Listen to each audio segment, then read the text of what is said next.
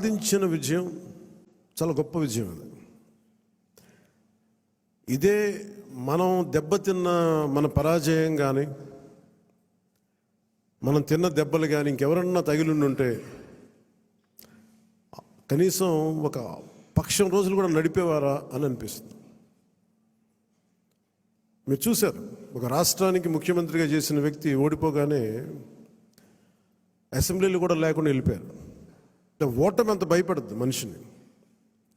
అలాంటిది మనకి ఇంత జనబలం ఉండి ఒక్క సీటు కూడా గెలుచుకోలేని పరిస్థితుల్లో ఏదో ఒకటి వస్తే ఆ వ్యక్తిని వాళ్ళు తీసుకెళ్ళిపోయి అలాంటి పార్టీకి 100% మనం స్ట్రైకింగ్ రేట్తో కొట్టడం చాలా చాలా అద్భుతమైన విషయం.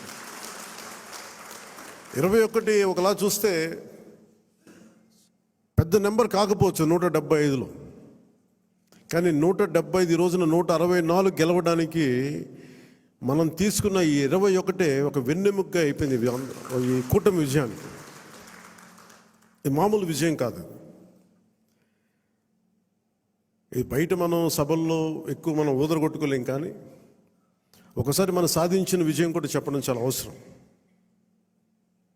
ఇది నా వ్యక్తిగతంగా నేను చాలా సందర్భాలు కొన్ని సినిమాల్లో ఏదైనా చేసినా కానీ నేను పెద్ద మాట్లాడిన, కానీ ఇది ప్రజలకు సంబంధించిన విజయం కాబట్టి ఒక మార్పు కోరుకుంటే కోట్లాది మంది ప్రజల రోడ్ల మీదకి వస్తారు. మనం చూసాం ఎంత నలిగిపోయామో మనందరం. ఇందాక పెద్దలు మనోహర్ గారు చెప్తున్నట్టుగా రోడ్డు మీదకి రావాలంటే భయపడిన సంవత్సరాలు అవన్నీ. ఒక పోస్ట్ పెట్టాలంటే భయం అందరికీ. ఏదైనా మాట్లాడి ఒక అభిప్రాయం చెప్పాలంటే భయం.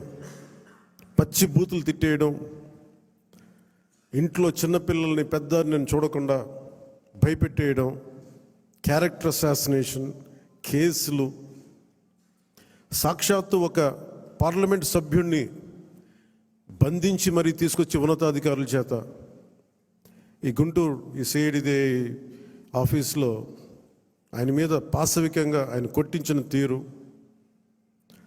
4 దశాబ్దాలు సుదీర్ఘమైన అనుభవం ఉన్న ముఖ్యమంత్రిని కూడా, ముఖ్యమంత్రిగా చేసిన వ్యక్తిని కూడా, ప్రస్తుతం ముఖ్యమంత్రిగా ఉన్న శ్రీ నారా చంద్రబాబు నాయుడు గారిని కూడా జైల్లో పెట్టి 53-54 రోజులు అలాంటి భయభ్రాంతులు చేసిన ప్రభుత్వం.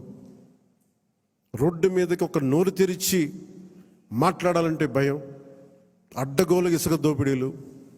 ఇలాంటి నేపథ్యంలో 5 కోట్ల మంది ప్రజలకి వెన్నుదన్నుగా నిలబడింది జనసేన పార్టీ.